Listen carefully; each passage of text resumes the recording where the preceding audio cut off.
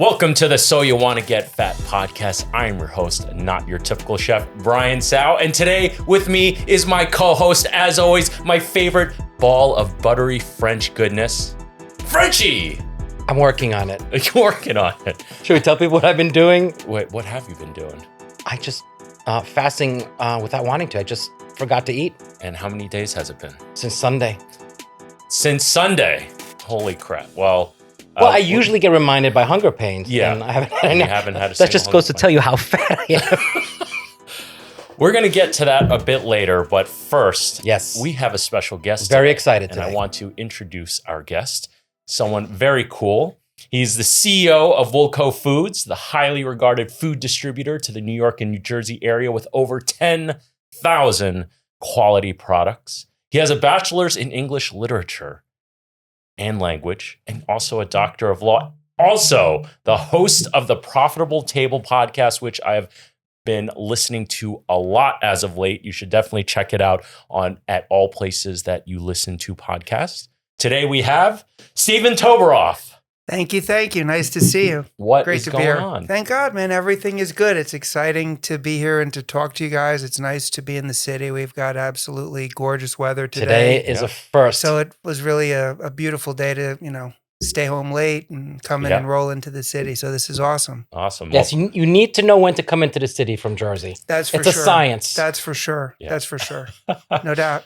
hopefully we'll wrap up this podcast before rush hour too. So then it's like an in No, and I'm out. good. Yeah. I may stay in the city for a while, see what's going on. So Perfect. that'd be good. Perfect. Awesome. All right. Well, let's get started. I mean, Steven, tell us a bit more about yourself. You are the CEO of Woolco Foods. Can you? Yeah.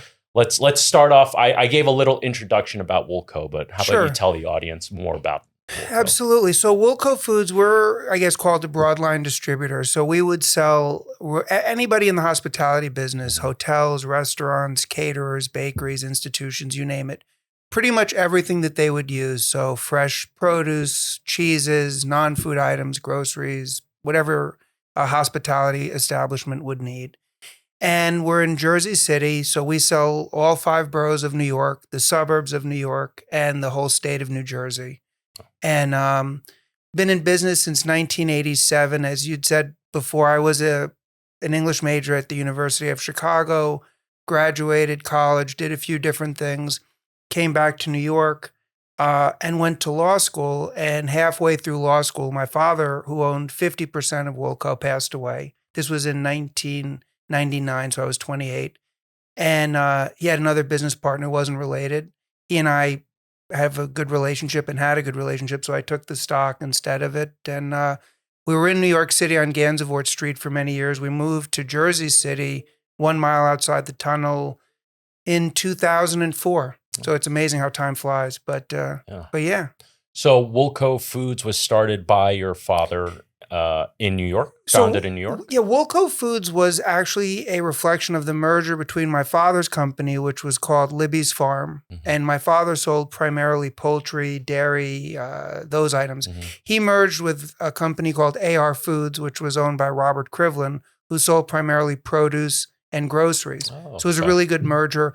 They merged in 1987, and that's when they sort of got together and Woolco was created at that point. Very cool. Well, our audience, a big portion of our audience really love to hear the behind the scenes of the hospitality industry as a whole. I think we present it to them in a digestible way because sometimes this industry can be completely foreign and alien. Everyone can relate to it, however, because everyone eats, everyone dines out. Sometimes they think that makes them an expert, but we know that's not necessarily true.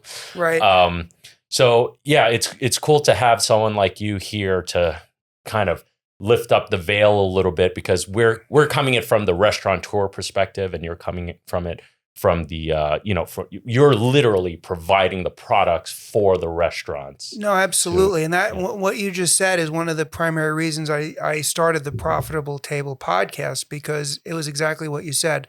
A lot of people have notions about the restaurant industry, about it being a very glamorous and cool thing, and you could be Rick from Casablanca. And that is true, but there's a whole other dimension to it, an important dimension called the business side. And although In other words, reality. Right, reality. Exactly. There's that whole other reality, and there wasn't a lot of content that I saw that dealt with that. So I thought this would be a great opportunity. And I've had, Paul as a guest and many other restaurateurs and others in the space for exactly the reason you mentioned, to give people a sort of greater understanding of this business. Yeah. You guys should definitely check out the Profitable Table podcast. Like I said, I've been having a blast listening to it, and I've actually got some questions about some past episodes. But before we go there, can we turn the clock back a little bit more and talk more about how your dad started? Because you mentioned he started more in poultry and sounds like more protein products. Like, where did he come from? Very and cool. Where did this start? Yeah, no. So my dad was a great guy, and he was by training he was an accountant, but he always had an entrepreneur's mindset. So when I was younger, and even before I was born, my dad owned several ice cream stores around Manhattan. And then my parents got divorced when I was 5. Although he lived close by, and I would see him. It was cool and all that, but he sort of had to take a step back from everything. And a great story about my dad was he's now divorced. The ice cream businesses have gone belly up, and he was looking for a job, and he was applying to be an accountant for Beefsteak Charlie's. It was in the middle of summer. He's wearing this wool suit. He's sweating. The guy's like, you'll sit here. We'll call you when you're a minute. And my dad sat there for like 2 minutes. He goes, this isn't me. He got up and he just walked out. So my dad was from upstate New York, and how he got into his business was my father's father had a live poultry farm in upstate New York that would actually bring the poultry into New York City to the butchers. But my father had friends in upstate New York. There was a guy up there who had an egg farm. And my dad, who was a grinder, started off again as a truck driver, bringing the stuff in. I'm sorry, you said a grinder. What does that mean? He was, what I mean is my dad was, he was an entrepreneur. He wasn't afraid of hard work. He wasn't afraid of trying things. He wasn't afraid of... You're thinking literal word grinder, but grinder is like go-getter. Yeah, he was like that. So he started off that, and then he bought into that company and then bought them out. So he started out, basically reinvented himself professionally. This was probably, I want to say, maybe 1977. And started with the eggs and then expanded into, as I said, poultry and some other products, dairy, cheeses, what have you. But that was really the inception for him. He had a nice, very small, in those days, the meatpacking district was literally the meatpacking district. So you actually had all of these various companies down there. He had a place down there. Then he moved to a bigger one. And he became very friendly with my current business partner, his at the time, Robert. I'm sorry to cut you off real quick, but for our audience who is outside of New York and is not familiar with the meatpacking district, this is downtown, the West Side. Yeah. And now it's this bustling like club area, lots of restaurants. Trendy. Very trendy. It's unbelievable how much it's changed. Yeah. But before that, it was like if you wanted a good feeling for what it was like, if you see the movie Fatal Attraction, the Glenn Close character has her loft there. I remember when I moved back to New York from Chicago in 1993, my father had an investment in one of these walk-ups on Horatio Street, and I had a relationship at the time with this woman who's from the Midwest, and I was thinking, man, is this area cool to live in? You know what I mean? Because I was just worried about her. So it was really an industrial area, but at night it got really dicing. Interesting and dicing, but fun and authentic. But it just, over time, for whatever reason, it morphed into this whole other thing. And if people come to New York as tourists, I'm sure you'll see it. And for people who have lived in New York. Well, in the true days of the meatpacking district, because I used to go clubbing and go out and hang out and all that. And my father would always tell me, be careful in the meat district and don't fight with the transvestite. They will fuck you up. It's true. It's true. It was a great time, and it was very interesting. And I was very fortunate because my dad would get up at like 5, 6 in the morning to go in. And so when I was staying with him, I had to get up too. So I got a chance to really sort of experience a lot of aspects of this business, even from a young child, being in the truck, observing my father, seeing these characters. It was very cool looking back on it. Very cool. And so you said eventually your dad merged with someone. You guys offered a wider range of products, obviously. Exactly. That is going to increase your chances of maximizing sales, so on and so forth, right? So after that happens, after this merger, is that when the company gets renamed to Woolco? And yes. Okay. There was the reason it was called Woolco, which is interesting, is my father, for a brief time, had a partnership with another individual who was a veteran in the industry, an older gentleman who just took a liking to my father's business mind. And it was almost like a retirement thing for him. My father wound up buying his daughter out relatively soon into that relationship, but the name stuck, which was Woolco. So when he merged with Robert, who had A&R Foods, they just kept the name Woolco. Gotcha. That's how that came from.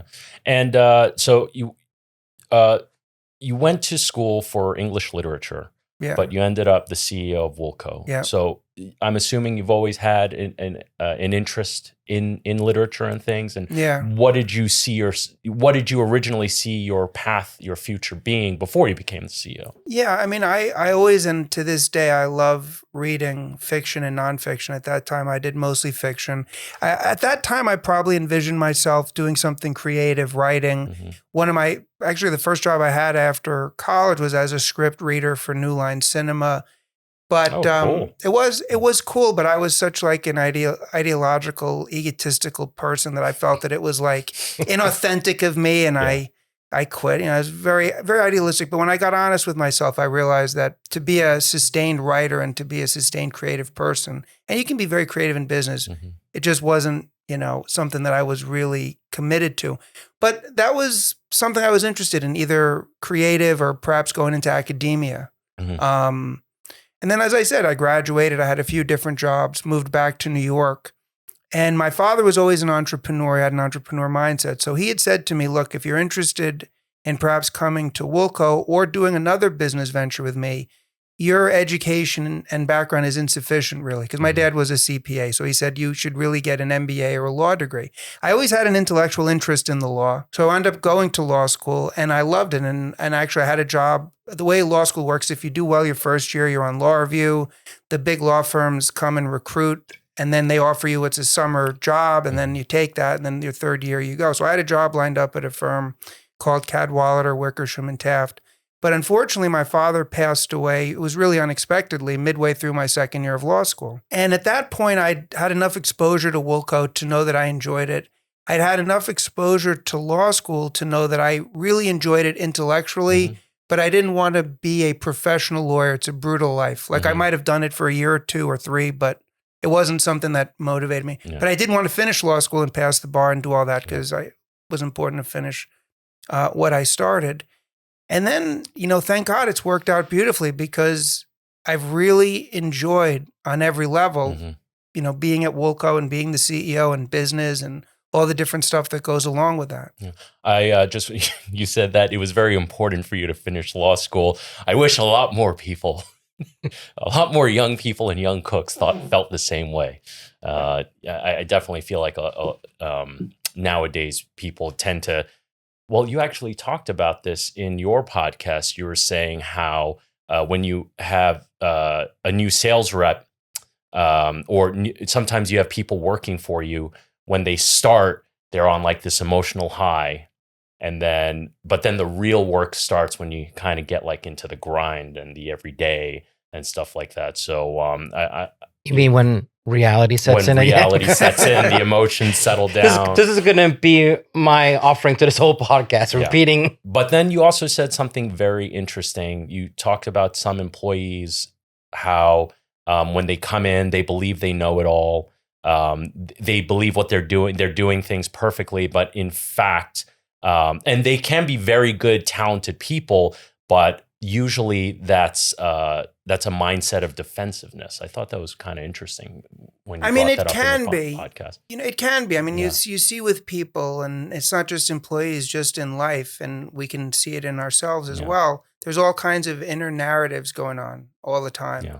And if we're not aware of them, it can really separate us from information and separate us from achieving our potential. So just within the context of work, if you have people who take the position of being vain or defensive, it's an illusion, right? It's just a story you're telling yourself. It's not truth. But by adopting that and being closed-minded, it can foreclose other opportunities and create difficulties where there doesn't need to be, Yeah.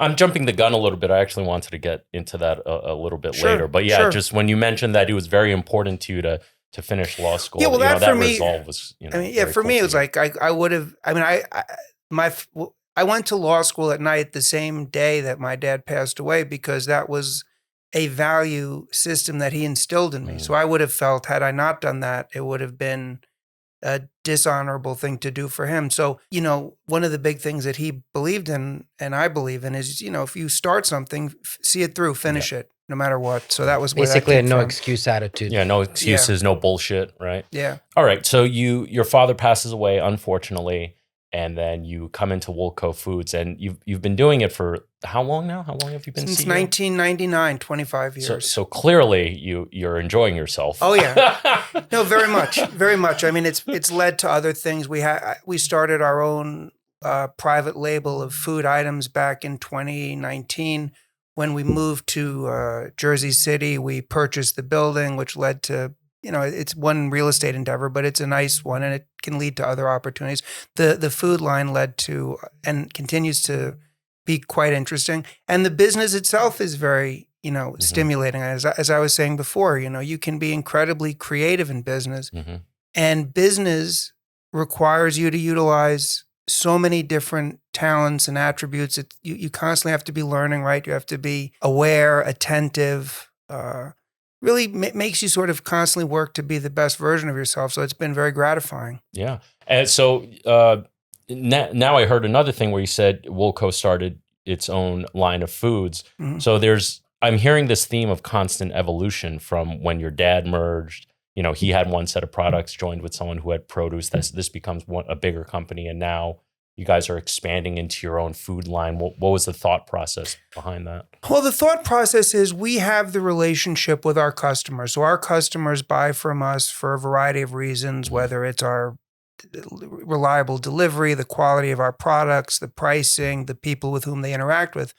So in the same way that Netflix has original content or Whole Foods has a 365, I wanted to sort of leverage the relationship that we had, and instead of just selling other people's brands, create a brand. And that in and of itself was nothing earth-shattering. Cisco and great company, I'm not saying anything negative, and others have been doing it for years.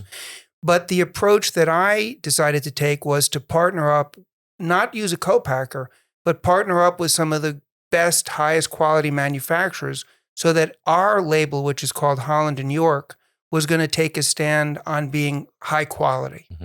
And so what happens is we built the brand around that. We've got about 50 different items that are under Holland and York. And for purposes of our restaurant business, it's great because it further solidifies our relationship with our customers. They become loyal to that brand. And who knows where it could go, eventually down the road or not. But I felt it was an appropriate thing to do. It was available to us, and why not at least give it a try? And I'm very happy with how it's worked out. One of the questions I was going to ask you, but it's sort of been answered, is, being a food distributor, you mentioned another company, which is huge, Cisco, but there are many of them. It's such a competitive market, and there are so many other companies that may offer a wider range of products or may be able to offer you a cheaper price, so on and so forth. But it sounds like I was going to ask, are you, how do you deal with the being competitive? But what I'm gathering listening to you is that it's not necessarily about competing with them. It's you're in your own lane and you genuinely enjoy your work. Yes. And when I listened to your podcast, you spoke about how with sales reps, one of the things you tell them is, when they're trying to gain a new customer, well, what's the issue that they're having? And what can you offer to help fix that issue, to offer a solution? So it sounds like you work very closely with your staff, but also that it's not about being competitive. It's just about genuinely having a love for what you do. I mean, it's a competitive industry. So obviously people are always looking to acquire accounts which are being serviced by someone else. So when I speak to the sales team or the sales manager, the most important thing we can do with both a prospect and an existing customer is really understand where they're having some pain, where they're having issues. Because the industry we're in, although a lot of people think that it's somewhat of a commodity, it's a service industry. So you could go to Supercuts for a haircut. You could go to a bespoke place, and you could do the same with a tailor. It's the same with delivery here. So the challenge for us and the opportunities for us is how can we create a service that meets the needs of the people that we're serving or would like to. And there's a variety of ways that we can do it, whether it's our late cutoff time and whether it's the fact that we hit our on-time window and all these other attributes. Minimum order. Right. We're very flexible on that. You have to identify, as I just said, I mean, you are competing. So you want to identify what are the unique value propositions that you can bring to the market that others don't. And, that's kind of how we sort of reverse engineer it. Very cool. In one of your episodes of The Profitable Table, the episode Keys to Being Successful in the Hospitality Industry, you started talking about how in 2024, you feel that there's been immense opportunity for hospitality focused on authentic and memorable customer experience. And I really urge everyone that's watching this to check out that episode. But, now that we've gotten a little bit more about the background of Woolco Foods and what you have to offer, in that episode, I really got a sense that you're so excited for the future of the New York restaurant scene. Can you tell us a little bit more about that? Absolutely. I mean, if you go back to pre-pandemic, pre-COVID, there was a lot of talk about how the meal delivery services and Netflix was leading people to stay at home more. And as soon as the COVID and the various restrictions and stuff that came along with it hit, I immediately understood that was false. I always believed it was false, but this was a very brutal but nonetheless effective proof of concept, because all anyone was talking about in the news is, when will restaurants be open? When are people going to be able to go back out there and do it?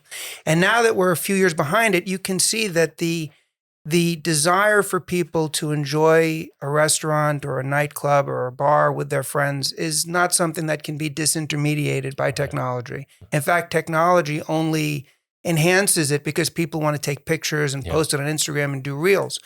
So once we understand that, then you get to the core of what it is, in a large extent, not 100% of the time, that people are looking for when they go out to eat, when they go out to enjoy the hospitality industry. And it's that human connection. So from the perspective of the restaurants, yes, you have to have excellent food and excellent services, maybe even more important, but the experience that the consumer has in its entirety is something that, as I say, can't be replicated. Mm-hmm. People seem to want it more than ever. I mean, you guys are in the industry, you see it. I mean, they're actually, I was reading in, I believe it was in Eater, that there's actually websites now that allow you to sell your reservation like a StubHub model, because I've heard of that. Right. Yeah. So you can, and if you think about it, especially in New York, people don't come to New York and pay this rent and deal with what New York has to offer from the challenge side to sit in their apartment. Right. They want to participate in the nightlife, and people don't fly from all over the world to come here. Right. So once you understand that, then I think it creates tremendous opportunity. And it's very exciting, because I think that prior to 2020, people didn't fully understand how much they appreciated this industry. And now they do. And I know for me, it's enhanced the relationship. And I think it was always a very strong one that I have with my customers. And I know from talking to them, it's enhanced the relationship they have with their customers. Mm-hmm. It's a much more of a community now, which is great. That is super cool. And you're from more of the back end of it, providing to these restaurants. You mentioned about authenticity. You also mentioned that you're seeing very exciting things from restaurateurs that are opening up their second, their third locations now. Yep.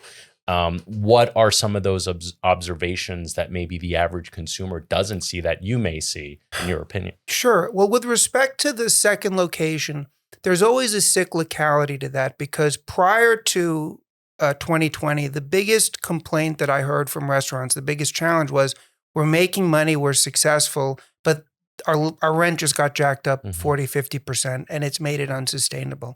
I think we're in an environment now, and again, it's not perfect and it's not completely equitable, but I do believe that the tenant, the restaurant, the bar is in a much better position than they've been in before, and I think that'll continue. I mean, I think when people saw these vacant spaces and they didn't have paying tenants, some places didn't want restaurants or food service, now they do. So those restaurants, back to what you sort of started the podcast with, that are great at running their business and they're making money and they understand it from that business perspective and they can replicate the concept, now is a phenomenal time to open a second or third location and execute on that. You have to have the exogenous factors working, but they are. And then, I'm sorry, what was the first part of that? Oh, well, I was talking about how on your podcast, you spoke about, you're seeing these restaurateurs opening second and third locations. And as someone who provides to these businesses, what are some of your observations that maybe the average consumer doesn't see? And the one who's opening and the concepts that are working the best in these second or third locations are either something unique, or they just have such a loyal set of, the phrase in business is like brand ambassadors. They have such a loyal following amongst their regulars that they've spread the word. And they now have people who are willing to try it if they're in a different location that maybe they wouldn't have traveled. And I also think that the tourist coming to New York, unlike in the past, is also looking for that authentic New York experience. And because of social media and because of other tools that are now available, people will seek out restaurants and experiences that were not traditionally touristy, right? But yet they're available. Yes. Yep. So when you have that sort of credibility, you can leverage it now in a way that maybe you couldn't have pre the ubiquitousness of social media. Right. And so that's very cool, and I like that because I like to see those types of concepts really succeed. Yeah, my that was my chair, not my ass. Can I touch on the changing scene of the restaurant scene in New York? You must see this a lot because there are a lot of new accounts too now. There are a lot of new places opening up. It's also the first time that a lot of people are maybe getting the chance to open up a restaurant because, landlords have been able to scale down their rents and things like that. So there's another part as you provide also, but you also need to provide credit. Is there a little bit more risk now because there are a lot more new accounts? And like, as people don't know, you have to extend credit to every time you open up an account. You have to trust that these people are going to pay you eventually. So usually it's a week or 2 weeks, depending on how good they are. I'm very good at paying my bills. But as am I.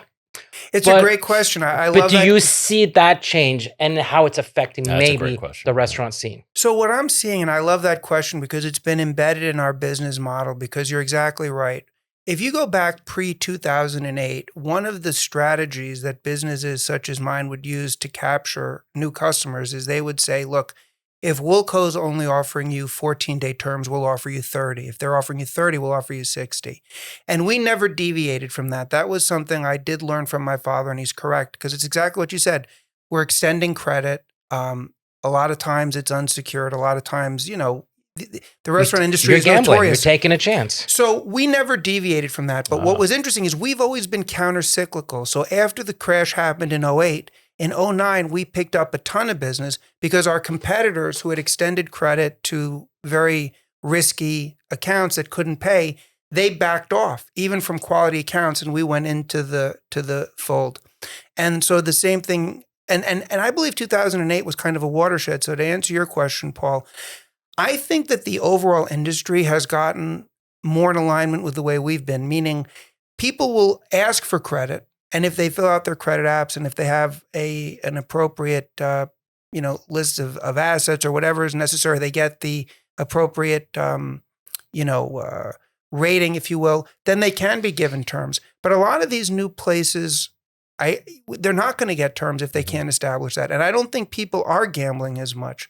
For me, if it's a new business and it's a good location and the person, one of the things because I'm involved in this quite a bit in my business. We have a great accounts receivable manager and a great team, but it's an important part of the company. It's one I like. So on the one hand, it's partly relationship. A customer's been with you for 10 years. They say, look, we got a little glitch here, but we're opening up here. We got to pause for a month. No problem. Other times you have to be very careful. So I think you're correct. There's a lot of people coming into this space. I haven't had to deviate from our traditional standards to acquire that business. And I will tell you, the number of places that are getting into trouble or going out of business seems to be dropping, meaning these restaurants are succeeding and lasting longer. I mean, our losses last year were less than, they say industry standard, who knows what they say, but they'll say anywhere from 2 to 3%. Ours was well under 1%. I've actually had consultants say to me, look, Steve, you're making an enormous mistake because you're constraining your top line growth because you're not having enough losses. But my response to that is, well, what if your models are wrong and you're predicting a 10% losses and it becomes 25? then we could be knocked out of the game completely. And we were really battle tested during COVID, right? But thank God we had great customers and we had a very strong, balance sheet, even though it was a disaster. So to answer your question, there are new players coming into the space. I agree. I think over the past few years, a lot of people who wanted to do this are doing it. I haven't seen us making any deviation on what we've had to do. And I think restaurants are hanging in there longer. I haven't seen a lot of blowups like you would see, in the past, relatively early on. That's just been my visibility into it. It's been very fascinating after I'm going to just call it after COVID. Yeah. Because there's a lot of people that changed careers into this industry. I've always wanted a cafe. I've always wanted to do a restaurant. But there's also a ton of people who left the industry because, fuck this business. I've done it. Are you thinking it's balancing itself out? I almost think it is balancing itself because out. Because nobody's speaking of the staff shortage anymore. Oh, 100%. That has completely changed. I told changed. You this. I told you. We spoke about it. I told you as soon as we get over that hump of taxes and that morbidity, that's it. It's going to be game on. I lost 2 employees recently and I didn't even have to put an ad out. I found 2 more, literally walked through my door. I'm looking for a job. And I had several more come in too. So I had my pick of the crop, so to speak. It's been a very interesting time. You also spoke about how people want this connection. And I mean, this happened to you too after the restrictions lifted. That first summer after the restrictions, holy shit. It was insane. I mean, I'm sure for everybody in the industry, it just blew up because people were ready to party. They were getting that no doubt. What's that money? What was that money that Biden was giving all of us? Stimulus? The stimulus checks, right? All these people at stimulus, like $20 sandwich. Let's do it. I mean, it was it was crazy, and 22 was crazy, but it's still sustaining. But you're right. I think that a lot of people that always wanted to go into this have tried it, and maybe the people who left, maybe it has had a little bit of that balance. It's a good point. What's interesting is I think people who always wanted to go into this business, because there are so many people who left, or maybe so many people, and the people who stayed are kind of like, I got to focus on my shit. Like, I don't have time to tell this guy to, not try out. Let me give you my interpretation. Yeah. I feel that, and I think for the betterment of the industry, I think we lost a lot of people, and I'm not harping on everyone, but I think a good part of the employees were already sad beforehand with their environment and their hospitality environment. And I think we got rid of a lot of negative and brought in and replaced it with people who need positivity to be able to start a new business. That's exactly, and to come into this business. That's exactly what I was getting at, is this new influx of people who are coming in. They don't have not to say there isn't negative energy still there, because there always will be, but there's a good portion of people who left the industry we've all worked with them. Someone in the office, it's like, if you're so fucking miserable, then why are you here, right? They're gone now. You have this influx of people who are coming in with passion. So even though they may not have all the skills that's needed, they're learning along the way. And because of their true, genuine passion, they're actually sticking around for it. We'll see what happens. I mean, it used to be the running joke, especially in my neighborhood over here, that everybody who worked for me was, actor / waiter, singer / bartender, or this. So they weren't focused. And now I feel we're getting more real industry people. Yeah, for sure. This is what they're doing. I think it's great. So you've been the CEO of Woolco now for, you said 29 years, almost 30? 25 years. Okay. So in the span of 25 years, I'm sure you've seen your ups and downs, right? You mentioned 08. There was also this line you said in the same podcast I mentioned earlier. You said, the best way to achieve excellence in the best way to achieve excellence in execution is to lean into strengths and continue to refine the experience. 2 questions about that. Sure. Number 1, excellence in execution. Is that a Bret Hart WWE reference? I know Bret Hart, but I wasn't thinking. If I inadvertently took it from him, I feel bad. I wouldn't do that to the hitman. That is totally a Bret Hart line. The excellence in execution. Wow. Yeah. Maybe subconscious. I used to watch wrestling with my father. I remember the hitman, but I wasn't conscious. Yeah. Once you said that, I was like, oh, this guy's a wrestling fan. All right, sweet. It wasn't. It wasn't. But the point of this line you're saying here is essentially, if you want to get good at something, you have to continue to refine it. And 25 years being the CEO of Woolco Foods, I mean, anyone who sticks in any industry for any amount of time, you are going to see the ups and downs. So I guess this is a 3-part. So the first was that a Bret Hart reference? The second question is, what kept you going through all those ups and downs? You clearly have a lot of resolve because, you mentioned it was important for you to finish law school. So that's question number 1. And number 2, tell us about some of those ups and downs, because there's lots of people who watch this podcast. Again, they're interested in the hospitality industry. They want to get into it. But the first thing I ask them is, are you sure? Why? So, yeah. Well, my father's famous line was, I don't wish the restaurant industry on my worst enemy. Yeah. No, I would say what kept me going through the challenges is, one, you always have to expect that there's going to be some challenges. Nothing is a smooth sailing, and business is competitive. And, this is something that I care about, that I enjoy. Then you get married, you have a family, you start building things, you have responsibilities to your employees, you have responsibilities to your customers. And you don't want to let them down. Even though I've been doing it for 25 years, I really believe I'm just at the beginning. In other words, every day I wake up, it's still the same, maybe more of a level of enthusiasm, because the more time goes by and the more we have technological advances that we can use, or there's information I didn't have before that I now have. So, I don't feel at all like bored or tired of it. It's actually more stimulating than ever. But that's what kept me going always, that, you're in a position of leadership. You'd have to be a very weak person to not expect to have to go through challenges. Right. And to answer your second one, I mean, I'll put it like this: 2008, 9/11, we were a mile away from 9/11, Superstorm Sandy. These were major challenges, and 9/11 was a hugely emotional one. But we weathered those relatively. The biggest one was COVID. And in COVID, our revenue dropped in 1 week by like 86%. And so it was an incredible experience, like psychologically, because then you could really see, like, if you just said to me before this, I'm going to give you a problem.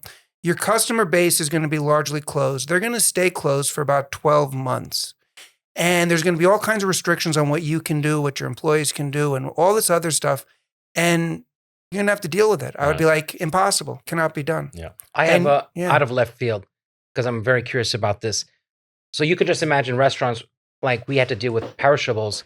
How did you deal with perishables on such a large scale? So we were very fortunate because not all of our customers are restaurants. So interestingly enough, our institutional business, whether you have non-for-profit charities or churches or food banks and all that, they were still going. And the restaurant business showed tremendous resiliency. So even though it was down, I mean, literally, and I had the numbers, but about 2 months into it, people were doing the outdoor stuff, right? They were offering the cocktails.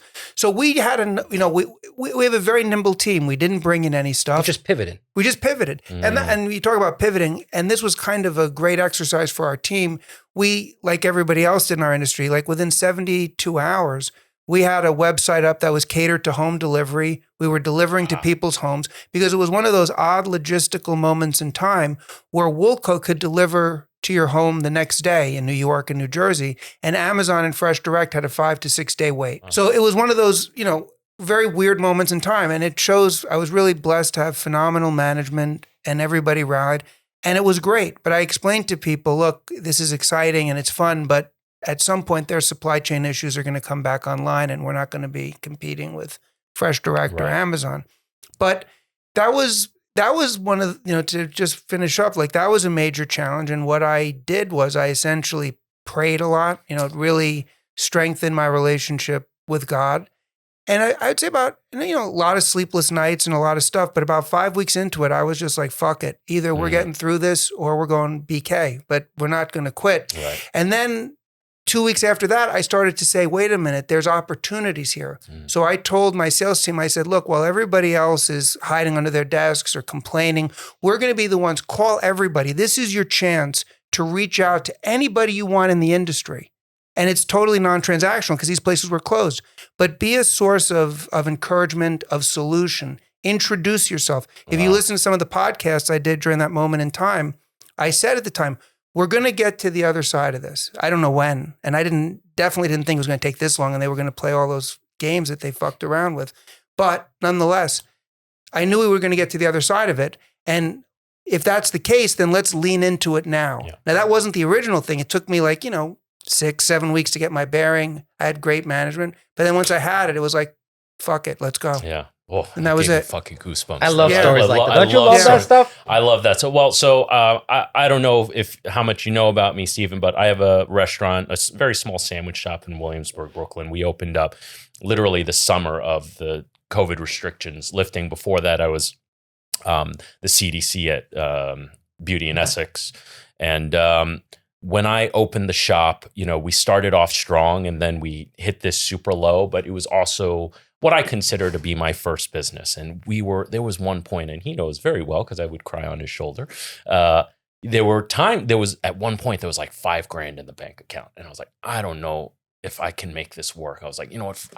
My life would be so much easier if I just closed up the shop now and just focused on YouTube. And, YouTube's going great, things like that. And thank goodness I didn't give into that temptation. And thank goodness, because you always told me, it always gets better. It just keep going. It always gets better. I always marveled and had such respect for Paul because in the middle of this, he was playing music, blasting it from the loudspeakers, never showed any negativity or something, just was continuing to stay at it and keep at it, which was very inspirational. And so I can relate to what you're saying. You have those moments where your back's up against it, and that's when you really sort of get to know yourself and the people around you. And you said, when you went through some of these, there were like 5-6 weeks before you got your bearings. And, the reason why I talk about this stuff is I don't think it's spoken about enough. And it was just a matter of me like, all right, another day, let's go. I'm not necessarily feeling better about my situation, but I know that if I just put one foot in front of the other, I will get to the finish line. We didn't know it was going to take years for in your case, for your business to get through COVID, to get through that time, but you will get there at some point. And thank God on the other side of it, we're at a place in this business where if you'd have said to me in 2019, we'd be doing this in revenue or all this stuff, I would have said, no, that's too much. So it's funny how life works, when you do that. So it is. Those are the things you look back on. That's kind of what counts in life when you. So I have another question for you out of left field again. Mm-hmm. You are a little bit closer to the canary, meaning trends.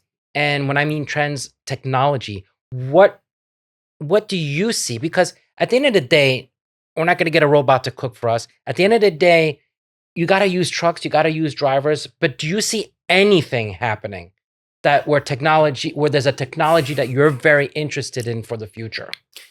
So, my feeling on technology is always, it has to be evaluated from the perspective of, is this going to enhance the customer experience or not? So there's some back office technological tools that have been phenomenal for my business where, not to get too boring, but there's a software solution where now when our customers pay online, either ACH or with a credit card, that immediately interfaces with our ERP system and applies the payment. That used to be massive amounts of human labor. That's gone. Right. I'm sorry, what's ERP? ERP just means the system that runs our internal company, our routing, our payables, our receivables, our customer service, all enterprise. I think it's enterprise something, but it's essentially our computer system. But this is a third-party solution to that. So there's been a lot of technological advances that have really helped us on the back end to be more efficient. It's funny. When there was issues about the wages and other staffing salary concerns for restaurants, a lot of people, or some people were speculating, well, maybe we'll just have, and you see this in some of these faster casual restaurants where you just have a tablet on the screen and you place your order with the tablet. I don't think that's going to happen. So I haven't seen any technology that has disrupted the fundamental reason why people go to restaurants, which is great human interaction from the people that are serving you, great food, great cocktails, great vibe. I think that certain maybe websites, Resy, that might have been very helpful for people to get their tables filled. Maybe it hasn't been helpful.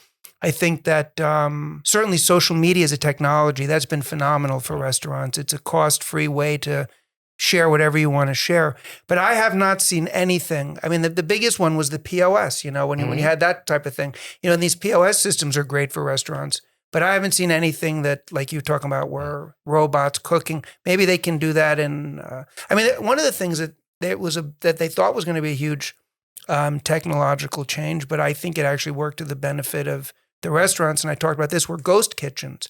Oh, You know, yes. Oh, we had a conversation. Man, we had a whole conversation, and Right. I actually had a conversation with a very smart guy and a customer of mine who's set up a restaurant just as a ghost kitchen, but with some other concepts to it, and looked into it. I mean, really what the third-party delivery apps have done, I think, for the benefit of the restaurateurs is you have a kitchen, you know your market, you know your area. You now have the option, if you wanted to offer a unique menu that is perfectly suited for just takeout and delivery. It lives in digital space, and you're already leveraging the fixed assets of your restaurant. Right. Whereas a ghost kitchen, they're not leveraging anything. They have to make the whole thing work from scratch. Right. So that was a technological The only tool. people making money were the people trying to sell that concept. Right. Yes. And well, the guy who tried it big time and it didn't work, remember when it was David Momofuku, he tried that huge, they were customers briefly. And I looked at it. Meanwhile, he closed up shop. Right. And no disrespect to him, but I was like, unless this guy thinks that but he's got bigger things going. He's phenomenal. Yeah. It's just an example of what I was talking about, that just these restaurants that live exclusively in a virtual space, right. I don't think they're in a good position because they're not leveraging the brick and mortar experience. Right.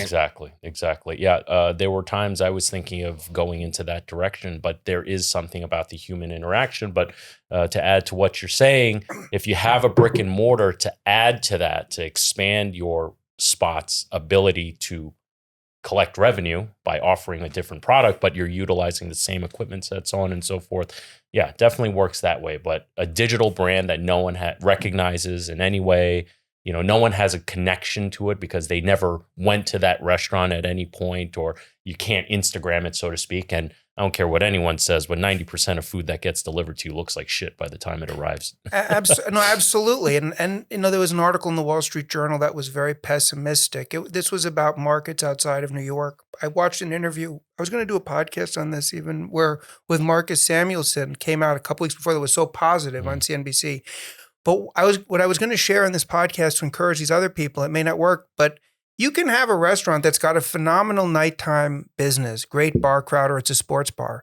You're paying your rent, your electricity, you're paying all these fees. If you can find what the community needs and leverage those resources that you're paying for to generate revenue, it's a great opportunity. So that's interesting, where they thought it was a technology that was going to hurt restaurants. It actually gave them another tool in their arsenal, I find. So my place is a sandwich shop, mainly a lunch crowd. We started utilizing these catering services like Cater Cow. We just signed on to Easy Cater. And most of these orders need to be delivered to the customers by 11 a.m., 11:30, which means I need to get the staff into the shop at like 8 a.m. because some of these orders could be up to 250 sandwiches. But that was normally time I didn't do business. I can do a whole day's revenue just on catering alone. And that's actually one of the things that I implemented back when the account was down to $5,000 that really helped turn things around. When I think about some of the great restaurateurs and businesses that we have, a lot of them are concepts that are doing exactly what you say. They have a concept that enables them to serve breakfast, lunch, and dinner, that it lends itself to catering, right? It lends itself to parties within the area. You're paying for this kitchen, you're paying for the rent, you're paying for the electricity. The more you can use it profitably, the less those costs become material. Yeah, so everything is still there. I'm not paying any more rent to do these catering orders. And as of right now, the catering orders being done by me. So I do these 150 sandwiches by myself. I just get there a little earlier. And my manager, who's on salary. So it works out great. It's a additional days. Now, some days we have 2-3 of these giant size orders. So I do have to bring in extra staff. But ultimately, none of my overhead has gone up. So it's just, again, I'm creating an 8th day of the week of business. And I also think, there's a whole other tailwind that might be coming to New York. New York has done much better than Chicago and San Francisco of getting people back to work. I think that people will continue to come back to work in New York. And one of the ways that people are incentivizing it is by offering their employees that come lunch being brought to the office or other amenities. So I think this can be another catalyst to the restaurant industry. But interestingly enough, what makes New York so great is for those people who are no longer going to the office, going out to eat becomes that much more material because now they're doing networking with business. People want to get out of their house. No one's coming in New York to relegate themselves to the harshest punishment known to man, which is stay in your apartment and be solitary.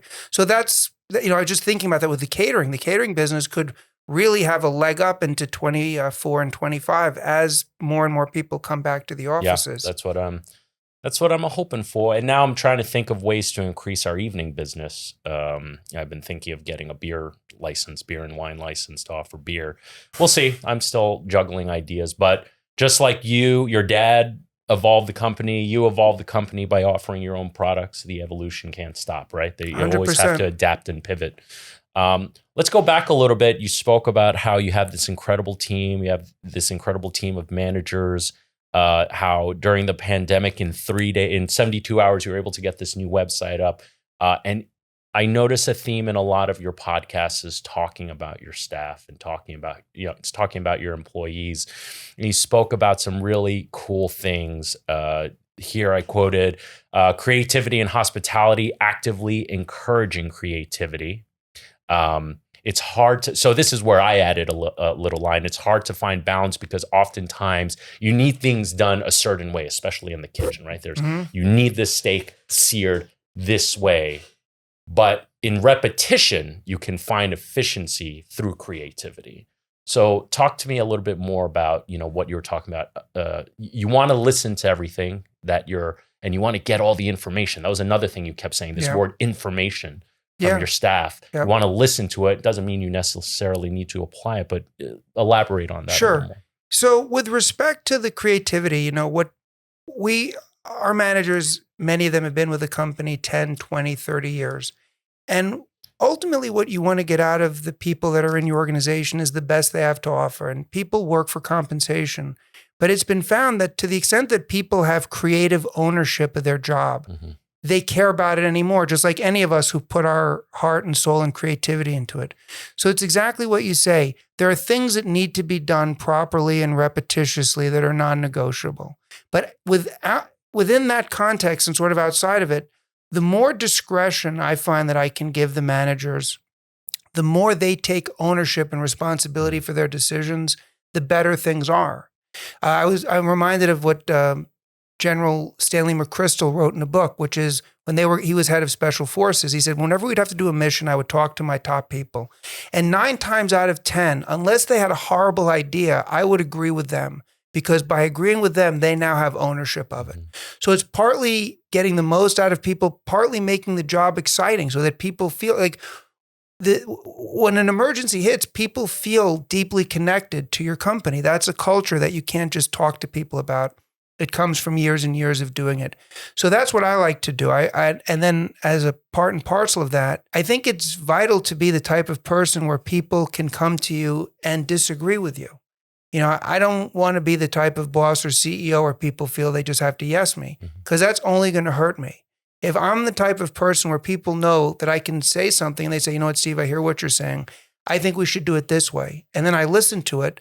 I may or may not agree with them, but if I don't even get that opportunity, look at everything I'm depriving myself of. Right. But that's on me to create that dynamic. And the way you have to do that is people have to know that you're authentic.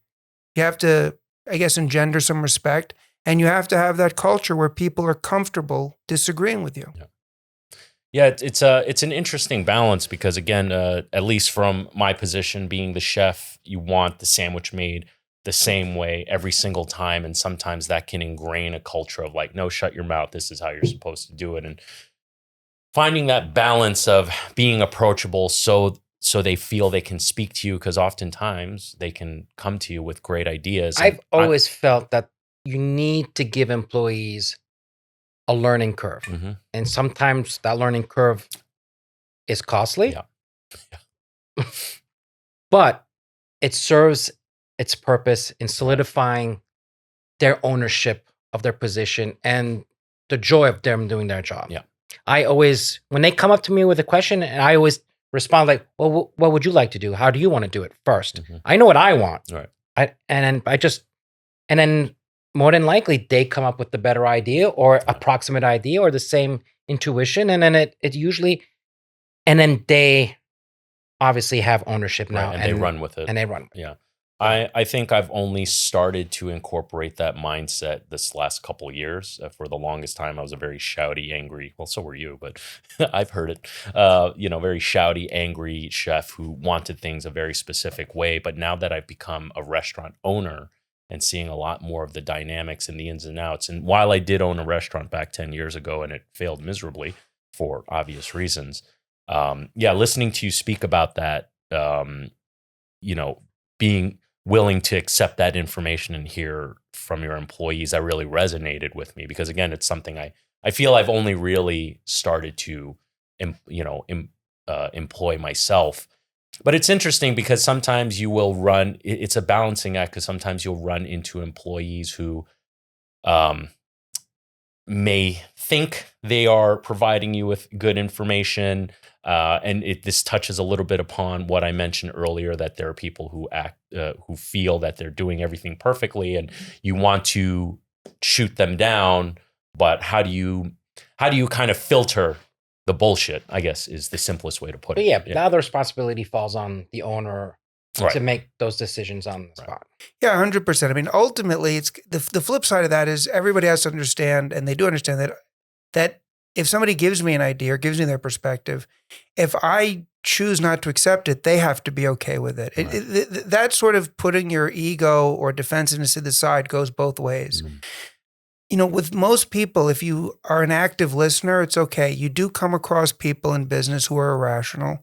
And when you find those people, they're probably not going to be a good fit for the organization long term. Because if you're dealing with somebody who's just incapable of that level of interaction, then unless they literally are just sequestered by themselves doing a repetitive task, it's going to cause a problem. Right. Or they themselves may just burn out and get tired of the situation. Hopefully that makes it easier. But I mean, I don't have any, I've come across people like that and you try to talk to them or other people do. And then if they don't, you just have to part ways because otherwise, like you said, it's not going to be satisfying. Right. But you do have to have that mutual respect. And that's as the owner or the boss or the chef or anything, you need to weed out that cancer as soon as possible. Yeah. So Steven, you manage this big company, how do you manage your workload?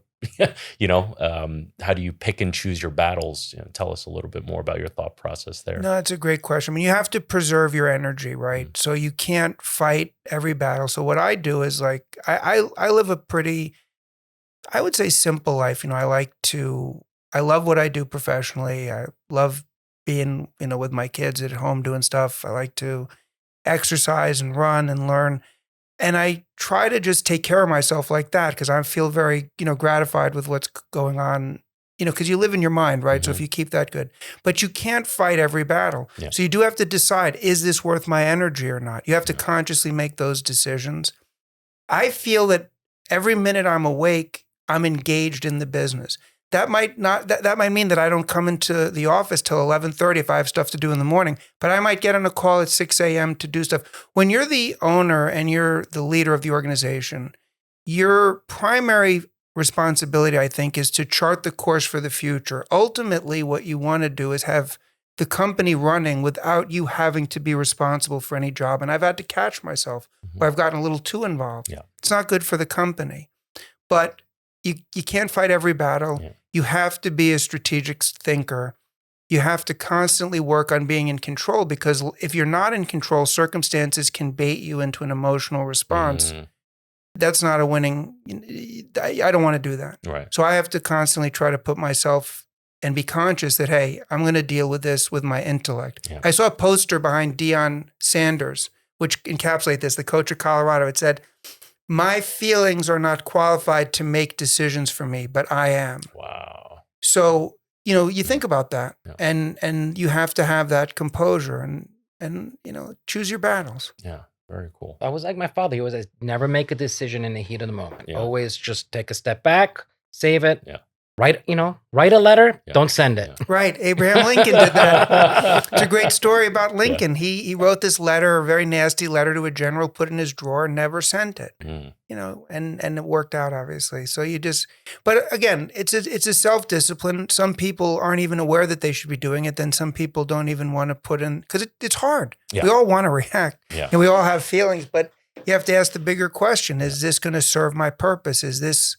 helpful? Yeah. A lot of times people think that the more emotional they get, the more powerful they are, but they're just it's actually the opposite, but they don't understand that. The calmer you are, the more, aware you are, the more powerful you are, but it's kind of counterintuitive. It's been a struggle. Yeah. It's a challenge for everybody. 100%. I mean, growing up, and listen, my parents have like super mellowed out now.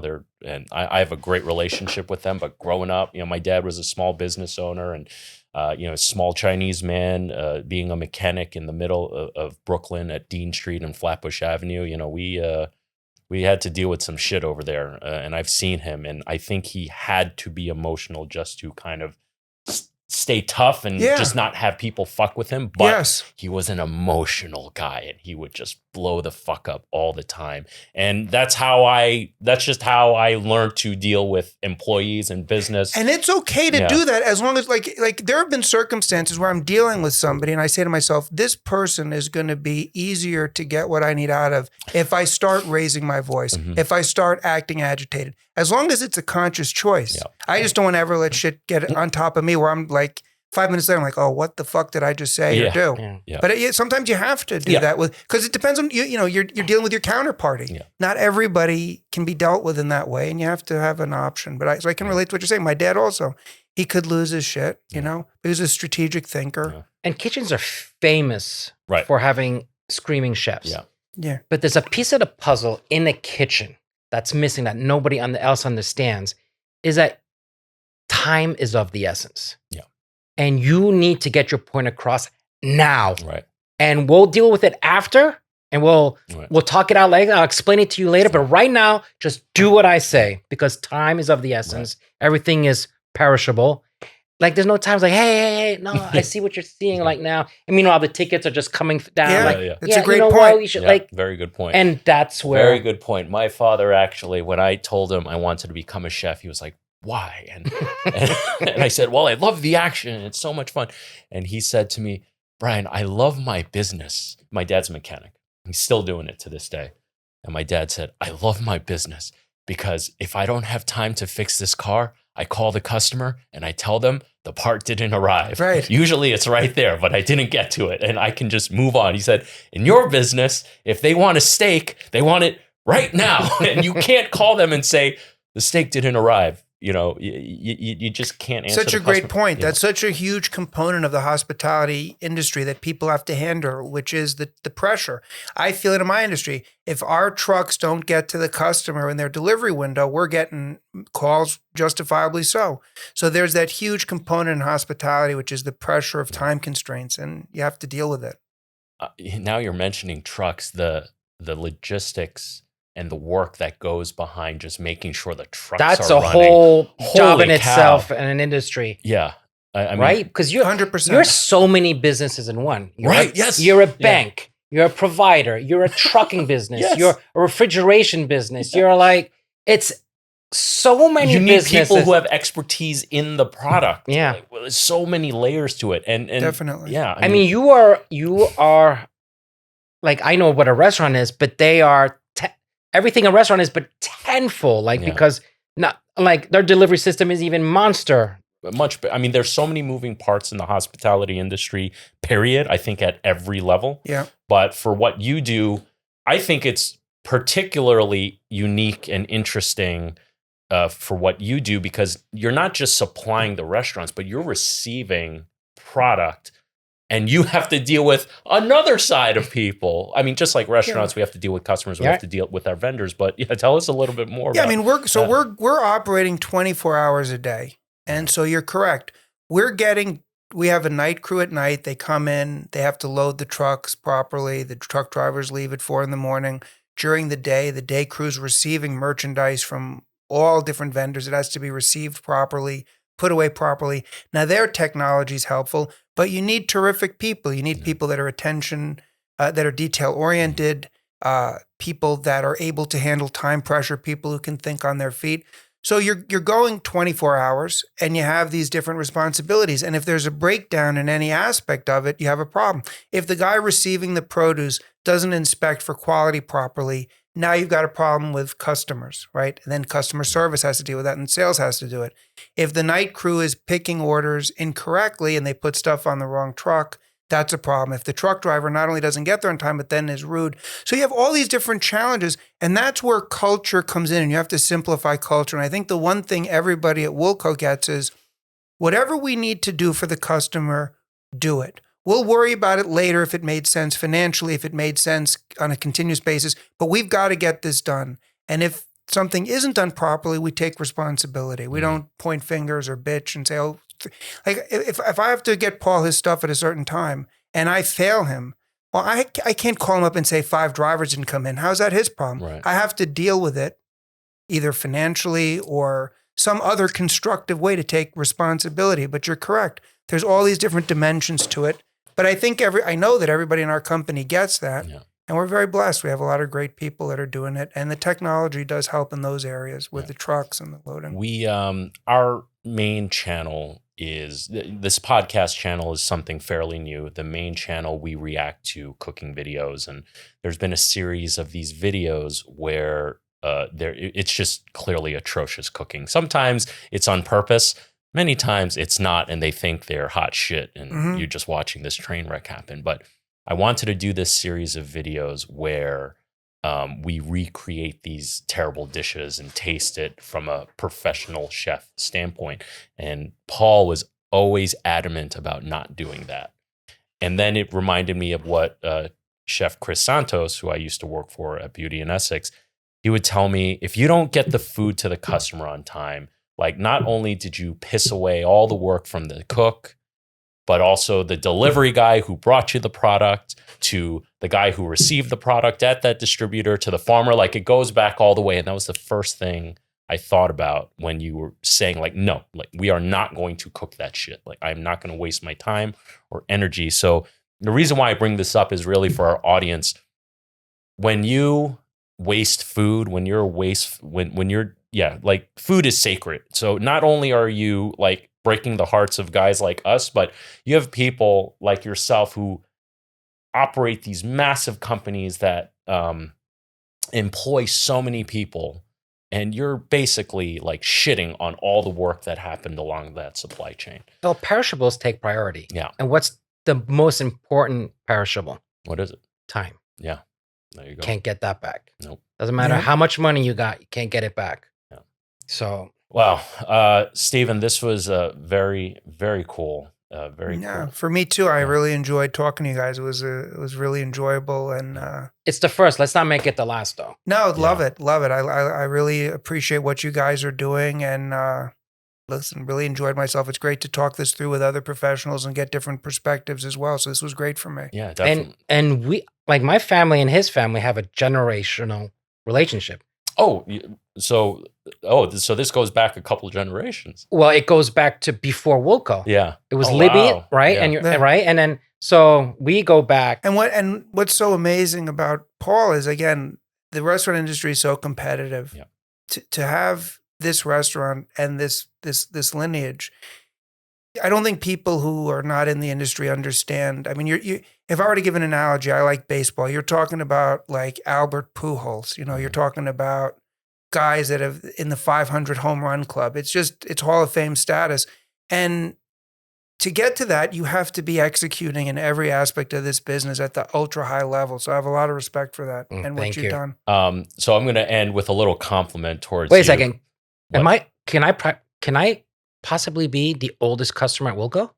It's possible. I was discussing this with Robert the other day, and it's either you or perhaps Veselka, but it might be you because it goes back pre-Woolco. Yeah, and Robert, and don't forget, it goes back before even Le Rivage at the other restaurants. You may be, because when I said I was going into the city, so maybe not the restaurant.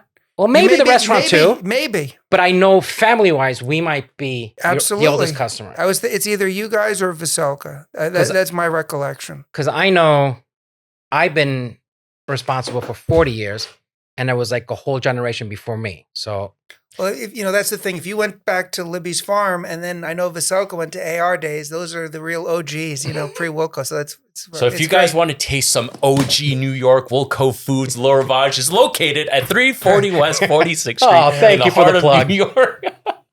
What should the audience be doing? Subscribe. Yes. Push the notification button, all that good stuff. I want to end this podcast with a little compliment to you because as I was listening to your podcast, this was the first time I ever heard your voice and was trying to get to know you through your work. And I was like, man, this guy's really well spoken. And then at some point of the podcast, you mentioned, I was a literature major. I was like, okay, that makes a lot of sense. So the reason why I bring this up is... Are you saying that I'm not well spoken? No. Oh, okay. It's okay. I was going to say neither am I, because every time I review my edits, I listen to myself speak and I go crazy. And doing this more, I've definitely gotten better my speech has gotten better. But mine has gotten worse. I've noticed, the repetition of like. I picked that up from my kids and from I never spoke like this before. Yeah. And now it's... Oof. You also lately, because I review the edits, I noticed that you don't complete your thoughts. And I'm like, what did you want to say? Finish that fucking thought.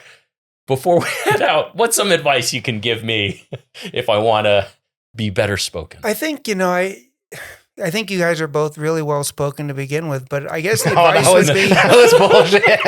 But I would just say... You're too nice. You're too nice. Just be calm and think about it and, just think and then be calm and speak. I mean, for me, I don't know if it is a byproduct of reading a lot, but reading is still one of my great pleasures and joys in life. I don't know if that translates into talking. Perhaps it does. But I find just by being calm, focusing on the question and just answering it to the best of your ability. And you guys are very authentic. You see a lot of people get tripped up because they're trying to, come off a certain way, and that most often will come through and it makes it difficult. So that would be my suggestion. Well, Brian doesn't want me to focus and think too much because you like the content, you like drama. I do like and the you drama. I do like, not the missteps. You like the missteps, not the that mistakes. I like it. Our audience likes that, and that turns into views. I have been. So you know what? Don't change. Okay. Just stay the way you are.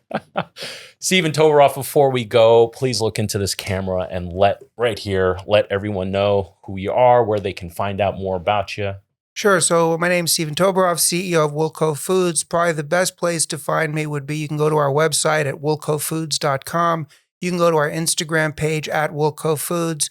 You can email me if you have any questions or anything. One of the things I love about the podcast is I get a lot of great emails from people and a lot of great comments. My email, the best place to reach me is steven@woolcofoods.com. Or you could DM me on the Woolco Foods Instagram page. Thank you very much. Check out the Profitable Table podcast because honestly, a lot of the things Steven discusses about, I feel, goes beyond the hospitality industry. It's a bit of a masterclass, isn't it? It is. I mean, but you also have guests that are not in the hospitality industry as well. Yeah, I've been branching out because I want to bring in guests that can give various perspectives on business. I'm going to start incorporating guests in the realm of, if we were talking about this, literature and philosophy, because I view business as a holistic, creative activity. And so it started out with just, chefs and food and beverage directors, and slowly it's been expanding. I think the more information you have, the more perspectives, the better you can do at anything. So I thank you very much for the kind words. I really appreciate it. I always feel like leaps and bounds come out of left field, you know? So our next guest will be Godzilla. That's good. That's good. All right, Steven, thank you very much for coming on to the podcast. Hope you guys enjoyed this episode as much as we did making. Remember, don't be afraid to fail because it can only make you stronger. With that said, I'm Chef BriantsAO, not your typical chef. Frenchy. Steven Toboroff. We'll see you guys really soon. Say bye to the wide cam. Is it working? It is working. Everything's working. There are zero hiccups. So no hiccups. Fucking happy today.